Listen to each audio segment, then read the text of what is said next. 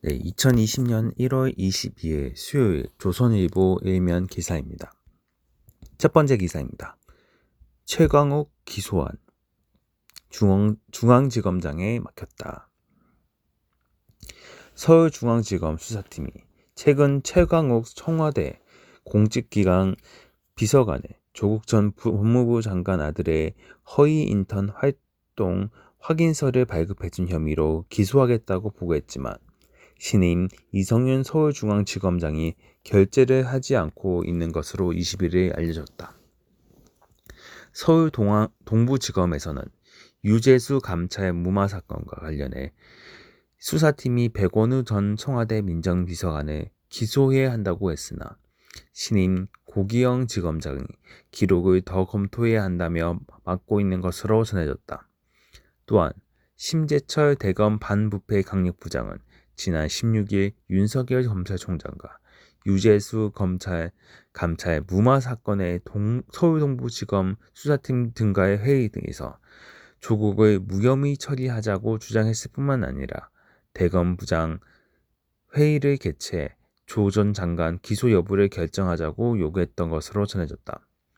대검 부장들은 지난 8일 인사에서 전원 새로 교체돼 들어온 인물이다. 청와대가 검찰 대학사 인사를 통해 핵심 요직에 배치한 세 사람이 정권 수사방해, 조국 구하기 역할을 하고 있다는 비판이 검찰 안팎에서 나왔다.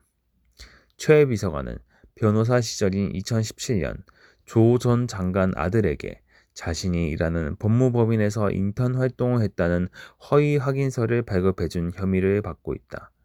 본지 취재를 종합하면 수사팀은 심재철 반부패 부장이 취임하기 전인 지난 8일 대검에 최 비서관 소환 조사 없이도 확보한 물증과 진술로 업무방해 및 청탁금지법 위반 혐의 기소가 가능하다고 보고했다.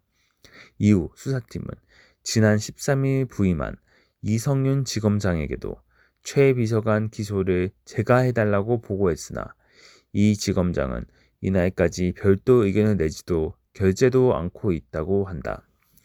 문재인 대통령이 경희대 법대 후배인 그를 서울중앙지검장에 발탁했을 때 중앙지검의 각종 수사를 뭉갤 것 같다는 말이 나왔다.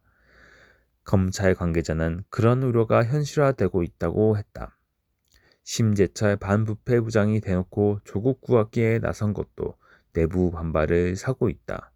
대검 참모가 검찰총장에게 간부 회의를 소집해 결론을 내리자고 요구한 것은 전례가 없다고 한다. 사건 처리에 대한 최종 결정 권한은 검찰총장에게 있다. 그런데도 사실상 다수결로 조국 기소를 막으려 했다는 비판이 나왔다. 심재철 반부패 강력부장은 16일 회의에 앞서 양석조 대검 선임연구관 등에게 조국 무혐의 취지로 보고서를 작성하면서 대검 간부 회의를 통해 결정할 필요가 있다는 내용도 포함시키라고 지시한 것으로 전해졌다. 하지만 양 선임 연구관 등은 이에 반발하며 보고서 작성을 거부했다. 이후 양 선임 연구관이 김성훈 대검 공안수사지원과장의 장인산 장례식장에서 신부장을 향해 조국이 어떻게 무혐의입니까? 라며 거칠게 항의한 것도 그 때문이라고 한다. 신부장이 대검 간부 회의 소집을 주장하자 이 회의에 참석했던 고기영 신임 서울 동부지검장도 동조했던 것으로 알려졌다. 그러나 동부지검 수사팀이 신 부장에게 수사 기록은 보셨느냐는 반발을 했고 윤 총장이 구속영장까지 청구한 사안인데 무슨 불기소냐면서 신 부장 주장을 일축했다. 조 전 장관은 다음 날인 17일 기소됐다. 신 부장은 추미애 장관이 고발된 사건을 뭉개려 했다는 지적도 받고 있다. 자유한국당 등은 검찰 대학사 인사와 관련해 지난 9일 추 장관을 직권남용 혐의로 고발했다. 통상 대검 고발 사건은 하루나 이틀 뒤에 일선 검찰청에 배당되기 마련이다. 그런데 신 부장은 고발보다 수위가 낮은 진정 형식으로 일선에 보내는 방안을 검토하라고 지시하며 사건 배당을 미뤘다고 한다. 대검 연구관이 사건 처리를 늦추면 직권남용이 될 수 있다고 반발하자 신 부장은 지난 17일에야 서울중앙지검이 아닌 수원지검에 사건을 보냈다. 이런 가운데 유재수 감찰 무마 사건을 진행해왔던 서울 동부지검에서도 새로 부임한 고기영 지검장과 수사팀 간의 의견 총돌이 벌어지고 있는 것으로 알려졌다. 최근 수사팀은 고 지검장에게 백원우 전 청와대 민정비서관을 기소해야 한다는 의견을 올렸다고 한다. 백 전 비서관이 조국 전 민정수석에게 유재수 감찰 중단을 주도적으로 요구했고, 당시 금융위의 청와대 특감반의 감찰 결과를 제대로 알려주지 않은 만큼 기소가 불가피하다는 취지였다고 한다. 고 지검장은 수사 기록을 검토할 시간이 더 필요하다는 이유를 대며 시간을 끌고 있는 것으로 알려졌다. 검찰에서는 고 지검장 역시 이성윤 서울중앙지검장처럼 수사팀이 교체될 때까지 기다리는 것 같다는 말이 나왔다.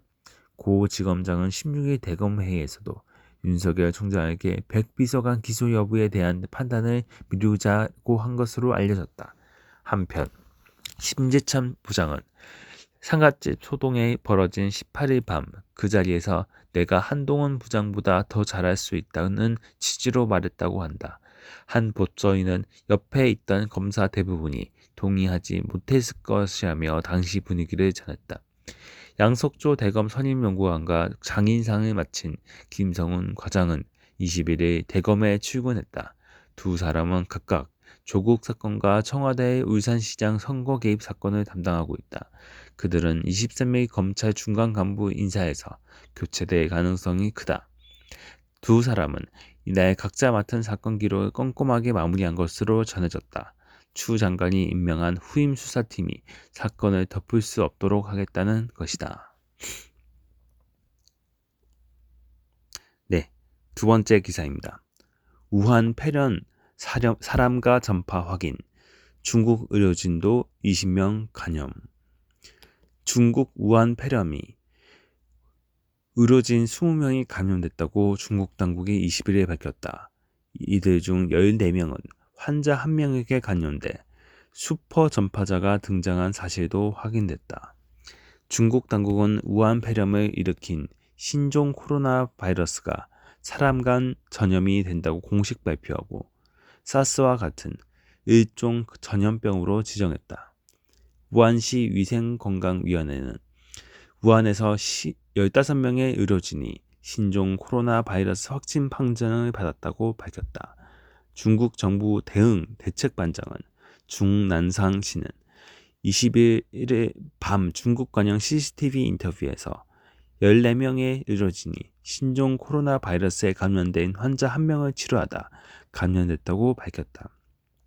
우한에서 동쪽으로 70여 킬로미터 떨어진 황강시도 이날 의료진 5명이 20일 확진 판정을 받았다고 했다. 중국 정부는 21일 오후 9시 기준으로 중국 내 우한 폐렴 환자가 309명이라고 밝혔다. 전날보다 80여 명이 증가했다. 늘어난 환자 대부분은 우한 등 후베이성에서 발생했지만 베이징, 상하이, 텐진, 충칭 등에서도 나왔다. 19일에서 20일 우한에서 3명이 더 숨져 사망자 수도 6명으로 늘었다.